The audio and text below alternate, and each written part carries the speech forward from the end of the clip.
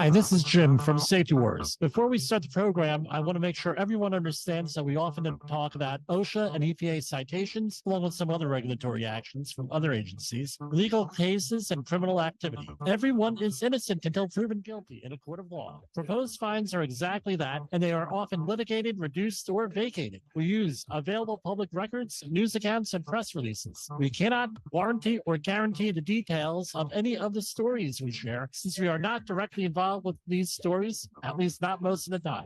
Enjoy the show. This show is brought to you by safetyfm. And from the border of liberty and prosperity and the highway to the north, this is Safety Wars for Friday, October 27, 2023.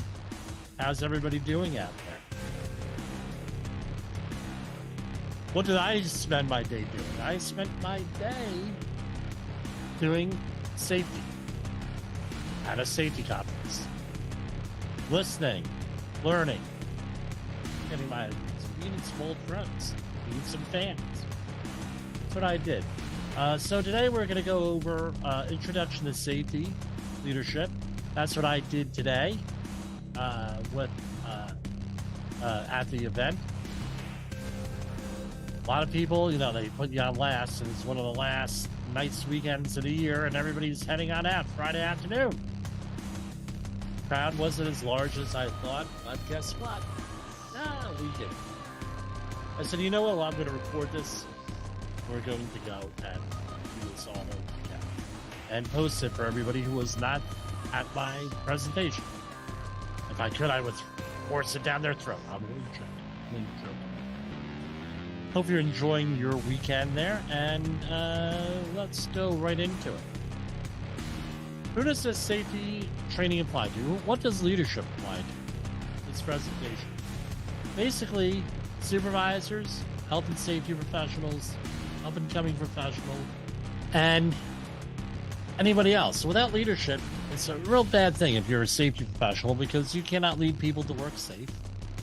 You cannot influence people. People get hurt. People get killed. Really poor leadership, and I've been on a lot of projects of very, very poor leadership, I would say. They cause so much animosity towards that safety professional. And what do you think happens? At safety, for years later, people hate safety professionals. It happens all the time. Now, I have here the outreach training program for maritime. And right here it says under managing safety and health.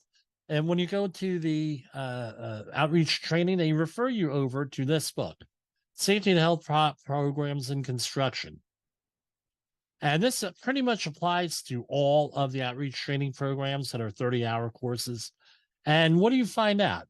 Upper right-hand corner there in the pink, you have management leadership. So you have management leadership. Again, that's what, now again, what's leadership? Well, let's start out first. What is safety? I asked this, and I used the HOP definition, the Human Organizational Performance definition.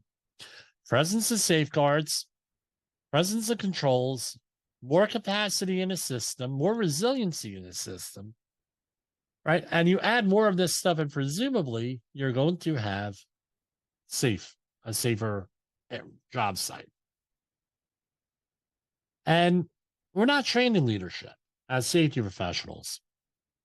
A lot of times you get derided, and some of it's justified. I'll be honest with you. Safety is the management of people, not machines. People change, people influence other people, conditions change. What about the COVID-19? It was dumped on us to do the COVID-19 compliance, all the stuff that we hated to do. And we became safety cops for the first time in a long time. And 20 years, I ended up being a safety cop. Hey, make sure that you wear that mask. Make sure that you go out and wear this. Make sure you go out there and do this. Make sure you do that. Blah, blah, blah, blah, blah. And what happened? We were often tasked with firing people, or at least having a part in firing people and throwing people off the job to discipline people. And guess what? It comes down to this. Well, I didn't throw you off the job. The safety professional did. Or they say, why did you throw them off the job? You don't have the ability to hire, to fire, or to discipline people. That's why if you're a consultant, you better have that in your paperwork somewhere. Do I have the ability to hire, fire, or discipline someone? If you do not have that ability to hire, fire, or discipline someone, you're going to run yourself into problems. I've seen consultants get sued for wrongful firing. I've seen companies get sued for wrongful firing because the person who fired them was the safety professional. It was improper, especially if it's a union job, right? You need to go out there with leadership. If you have leadership, you got to go out there and impact the C-suite, the CEO, CFO, Chief Human Resources person. The big thing is procurement. What about those procurement people that we talk about here? Do they know what is involved in doing safety, what equipment to buy, why they're buying equipment? The old yellow suit story I tell. Well, Jim, I bought a yellow suit. It's the same as the other yellow suit. No, it's not. Different manufacturer, different chemical resistance, different suit altogether. You have, well, welded versus bonded seams versus sewn seams. All this stuff. Procurement doesn't understand that. Guess what? You're going to have a problem. You have to be able to impact those procurement people. How about management on all levels? Right? Got to be able to impact managers. Here we have this gentleman here. He was from, and I'm not going to mention names. I'm not going to belabor the dead here. He was the commander, the CEO of the expedition to the Titanic that got lost over a couple months back. This was his statement.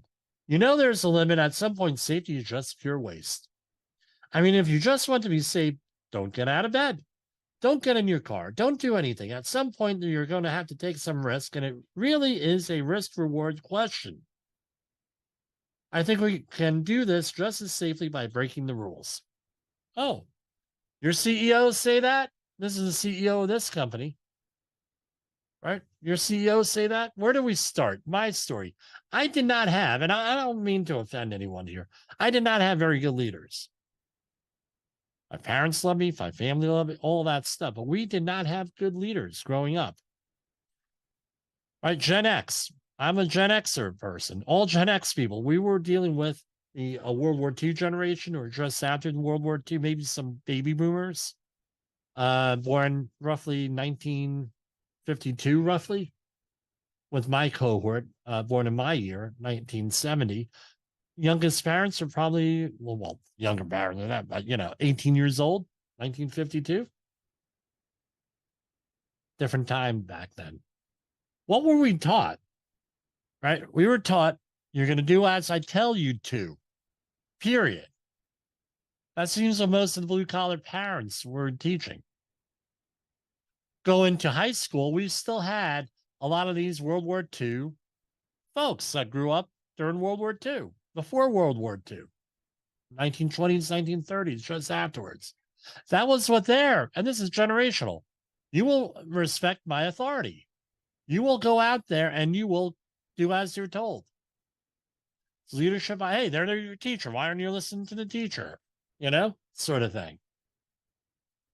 And how, right? And that's what it was. And the upper classes in our society are not taught that way. You want to read a book on that, you could read, and he's controversial, Bill O'Reilly's The O'Reilly Factor. Probably he goes into this because he started out in the middle class, Long Island, Levittown, I believe it was. And what happened?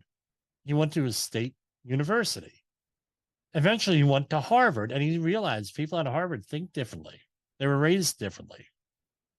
Right, but that's what we were raised. That's blue-collar people. And what we notice once we have children, that some folks are natural-born leaders. Most are not. You see, put a group of 3-year-olds, 4-year-olds together, you're going to find a leader there. How do you identify leaders? A lot of ways to identify leaders of a group, right? But basically, it's a learned trait. This is what I ended up with my attitude. Cartman, right? Respect my authority. So now the thing is, well, what's leadership? And you hear this all your life. Jim, you need to show more leadership. You need to be a leader. You need to read books on leadership. You need leader, leader, leader, leader. But they never really define what the hell a leader is. Leader, now this is the one I use. Leadership is influence. I get this from Mitchell Toll. Mitchell Toll is an American watercolor artist.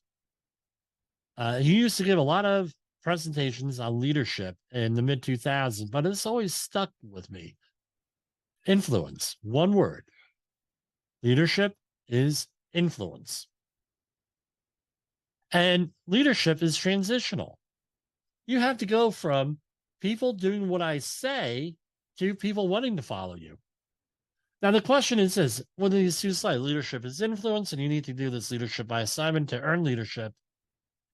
What does that mean? Leadership is influence. Let's say you have a sick child. Who has the most influence in the household when you have a sick child?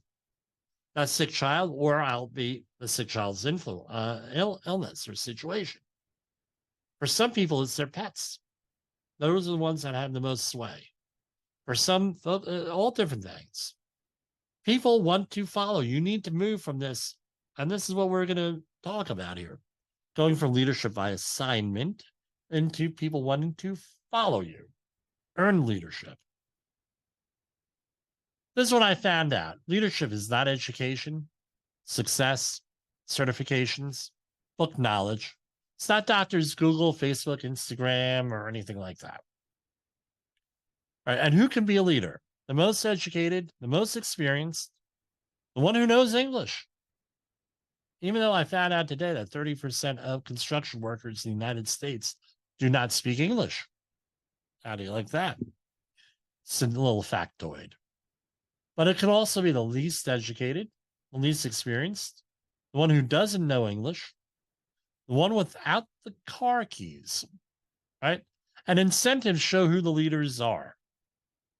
Leaders often are the ones who manage pay, manage the schedule, manage the annual review. Who manages your annual review? The people who manage people, not the safety professional, often. People, people forget this, right? And I got this on the Safety Nights website with David Jansky, right? People say, I didn't know that I was so hated until the COVID-19 situation came about. They would go along with safety. They'll treat you amicably, they'll treat you this way, that way. But guess what? You are not the one who has the most impact on them. You're not the one who manages their pay, their schedule, their annual review. It was mind-blowing for a lot of companies to start to have the annual reviews to include safety. Still controversial. I have a client, extremely, we have to worry about safety in our annual review? Really?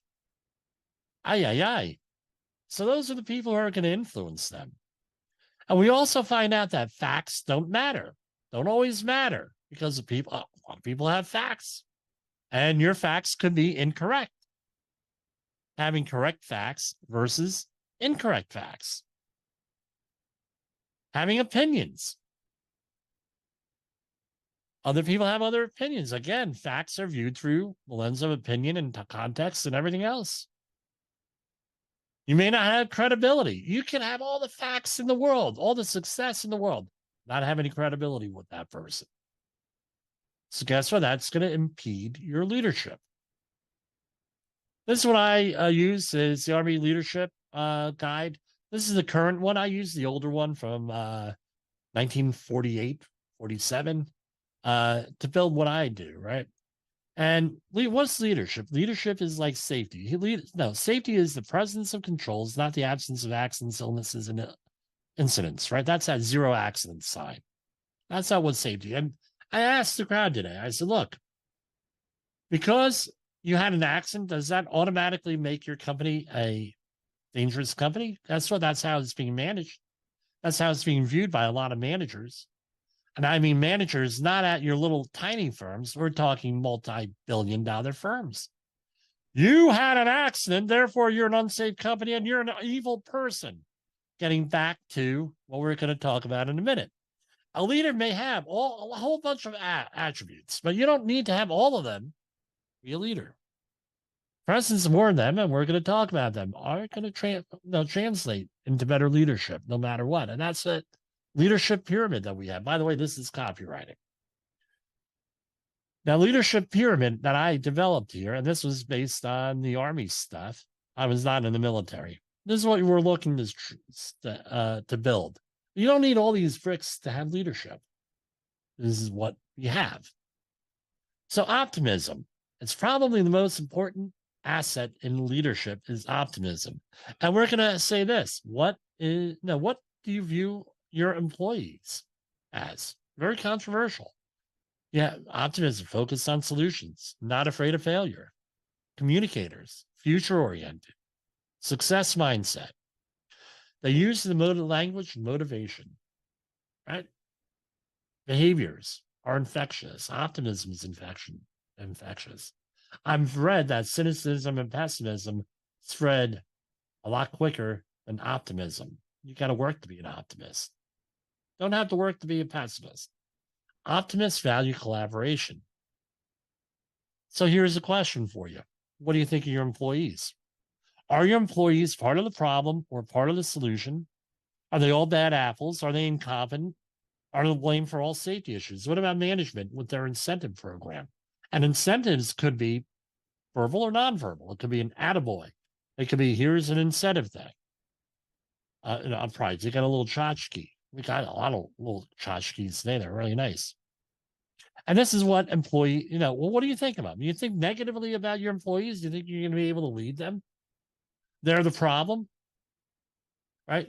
What do you think? Achieve professional confidence. We're out there, and I'm told there are something like 300 credentials for safety. Right? ASV, CSV, CIH, CHSC, OHSD. I know one guy who has them all from the CSV. Incredible.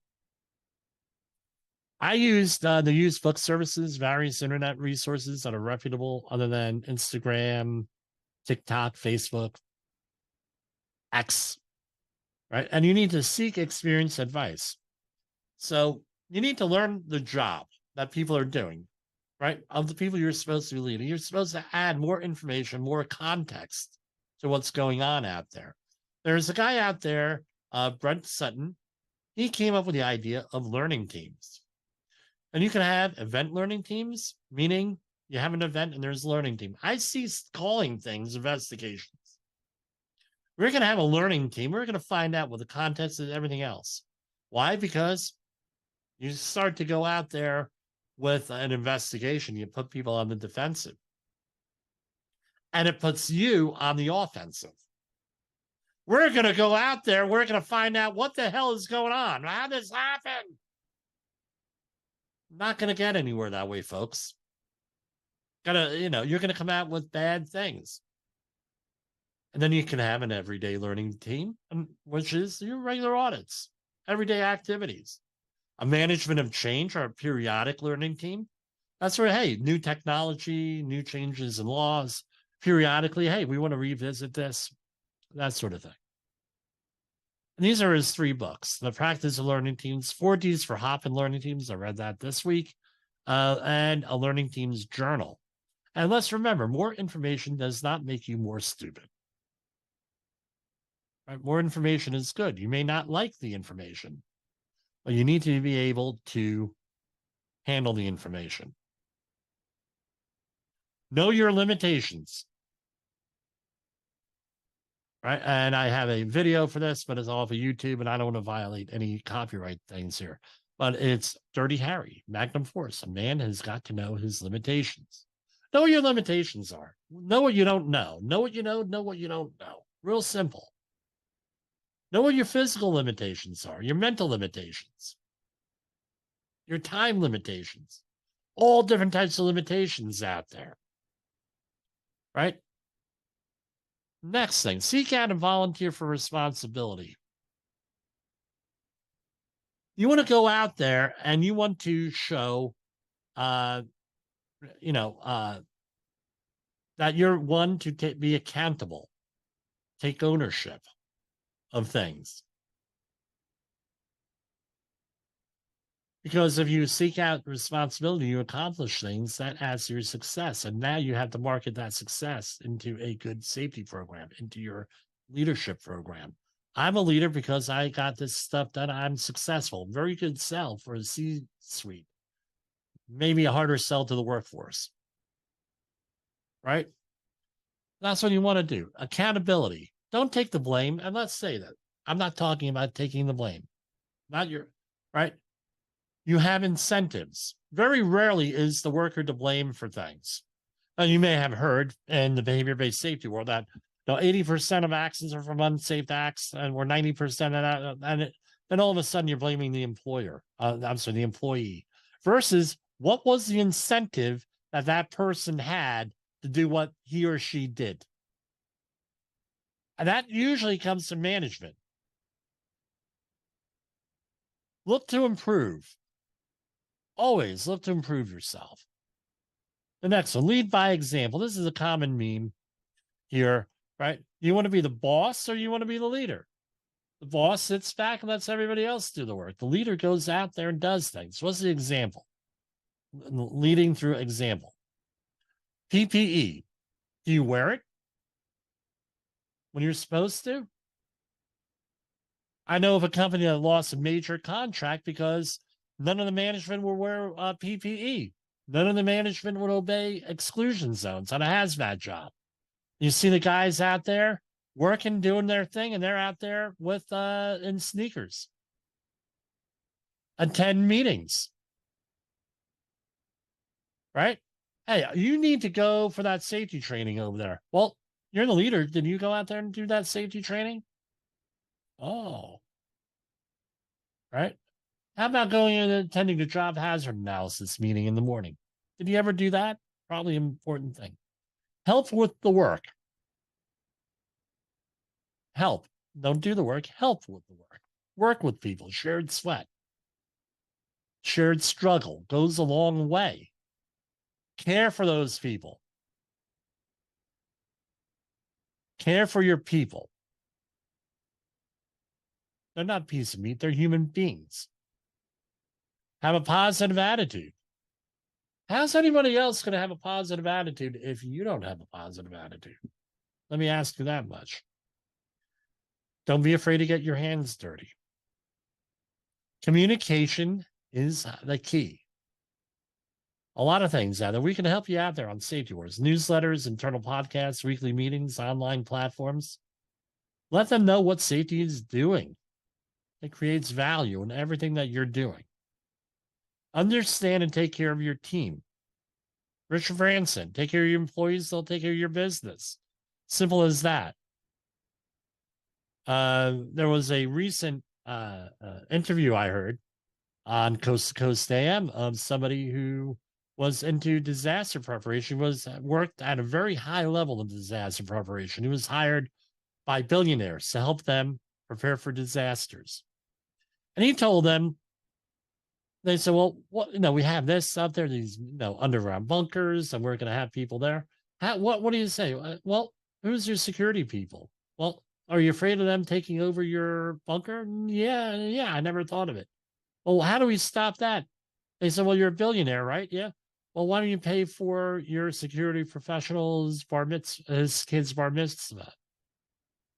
Confirmation. Why don't you pay for him and his family to go on a nice vacation for 2 weeks? Why don't you take an interest in them? Be their leader. In other words, being their leader. They'll take care of you. Some food for thought there. Remind your people where they fit in and how important their contributions are. Make them feel good. Find a balance, though. You can't get too personal. And measure what matters. Got to measure what matters, guys.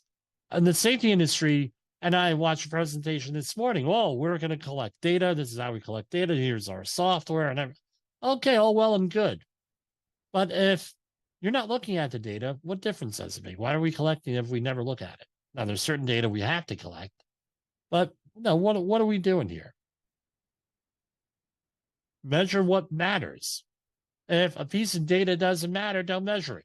If you're not going to do anything with it, don't measure it. Because as the attorney said, you may be hanging yourself later on in litigation because it's all open for discovery. Make sound but timely decisions. Right? Delaying a decision may show hesitancy, loss of confidence, confusion, and failure.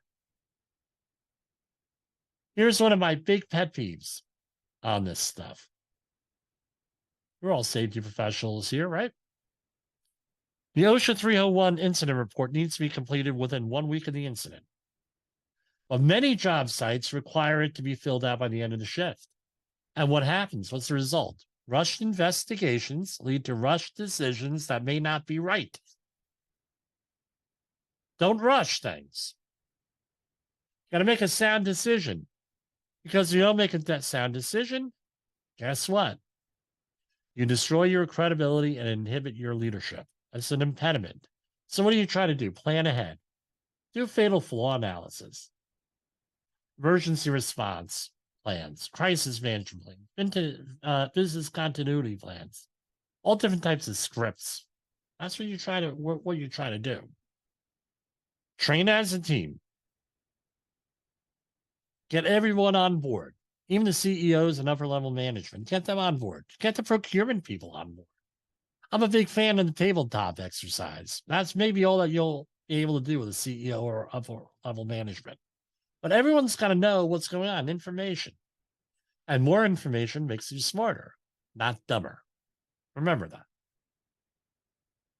Change. Good change and bad change.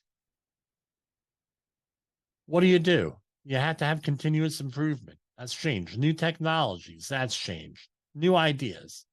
Asking for ideas. Accept the reporting. Get information. Accept people are going to report things to you, good and bad. May not like it, but at least you know what the organization is doing that you're managing. Accept bad news. How do you accept bad news? Because it matters how do you accept bad news. Praise in public, criticize in private. I think that's self-explanatory on that. Look for new leaders. You owe it to your organization. Look for the same attributes that we've been discussing. You need to expand that business, expand your capacity, expand your leadership, expand in safety. Because more leadership means more capacity equals more safety. When you talk about guards, because that's in that thing, right? And develop leaders. Don't always look towards human resources. Leadership is continuous improvement. There's no sink or swim. Guide, right? Feedback, positive way. Be reasonable in your expectations and look for talent in unusual places. That's the pyramid there. Leadership pyramid. What's my conclusion? And again, let me say this. Let me go back a second with this leadership pyramid. You don't need all these things. If you're missing one, that's fine. Missing a couple, that's fine. But the idea is that you're able to build this. And the top achievers out there have all this stuff going for them and more. Conclusion. You may not be able to influence everyone. Some people are not going to accept your leadership. And you know what you do? That's okay. Accept it. Maybe what you need to do is find out who's their leader and influence that person. So you have a company with 100 people. Not everyone's going to be a leader. Maybe 7 or 8 people are going to be leaders. Can you now? That's a much smaller elephant to swallow. 7 or 8 people versus 100. Small. You're able to do that. Concentrate on those people, influencing them. Leadership is learned, and most people must learn it. Right? Don't take things personally. Don't do it personally. Right? My hope, the presentation that we had in this discussion will spill over into your personal life because we need leaders now. Providing leadership saves lives. Right? That's why we're safety professionals. Save lives, save injury, right? Prevent injuries. And one person cannot change the world, but one person can communicate the message that can change the world. You can't change the world? That's fine. I think I can. That's me. I'm a, messianic complex there. But one person, you could communicate that message, whatever that is. And that's us. We're Safety Wars, owned by JCV Technical Services. We offer training classes. We have on-site support and everything else in the safety field, litigation support.